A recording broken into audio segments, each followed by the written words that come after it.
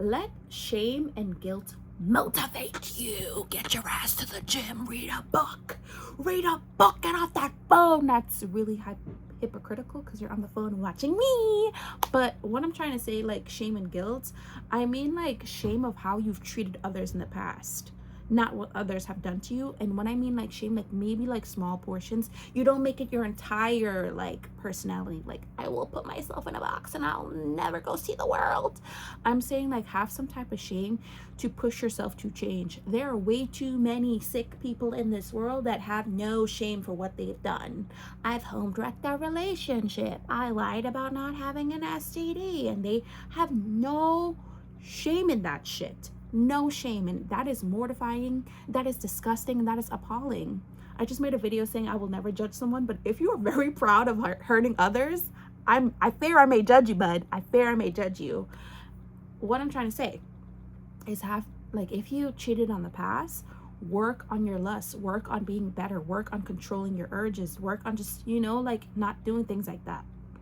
If you've lost your temper in the past and you've slapped your boyfriend, because yes, women be beating the crap out of men. If you put your hands on your boyfriend and you're trying your hardest not to do that again, pray, work on it, be a better human being. But there are way too many people that have no shame, and they're surrounded by people who enable their disgusting behavior. Like, it's okay, it's not your fault. Whose fault is it? Whose fault is it that you're treating people like a doormat, that you're punching them down, kicking them out, and saying, you need to love me and care for me? Whose fault is it that you're, quite frankly, a very mean and disgusting human being who feels like they're entitled to treat people like dirt?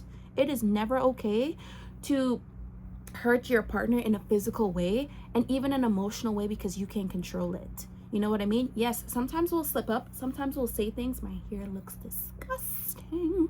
Sometimes we'll hurt the people we love and care about unconsciously.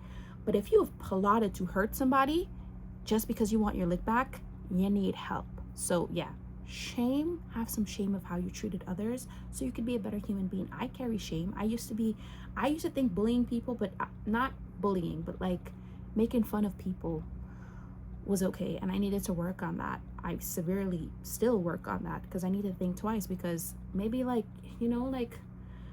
being aggressive in a sense, like I don't punch down on people, but I say like some out of pocket things that I need to like curb my tongue, because they might take it one way and I might not, because I grew up in a place where just being aggressive and rude was funny, and a lot of people that I meet don't think that's funny, and I need to address that with myself.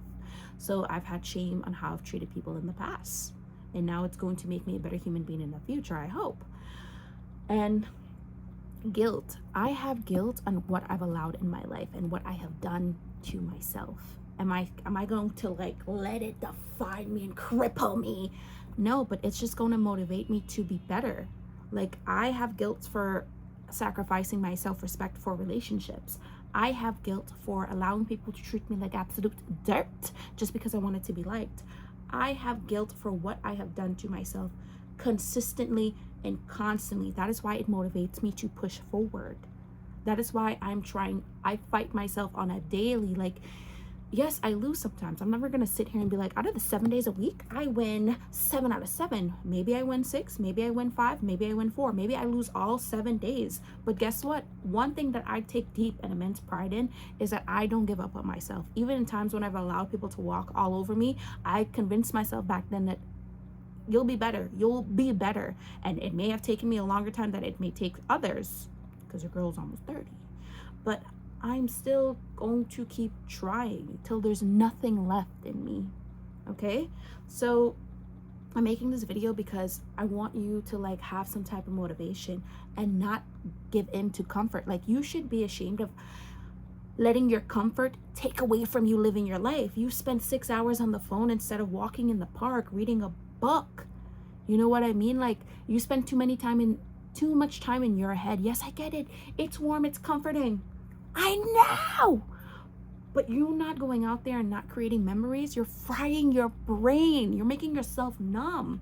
That's why people don't find anything entertaining. That's why people don't find anything funny. Like, they're just so like in their head and just numb and fried.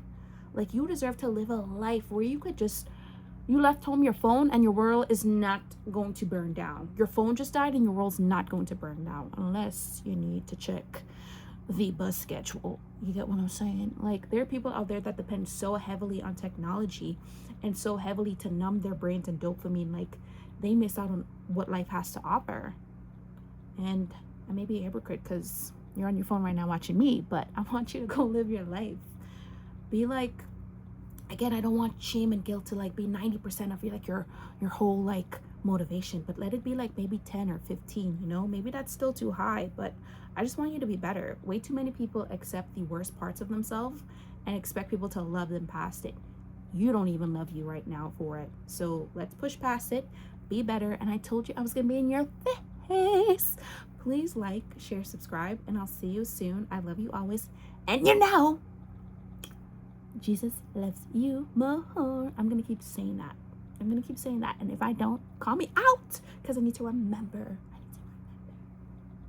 Love you. That was corny, but I'm gonna do it again. Bye.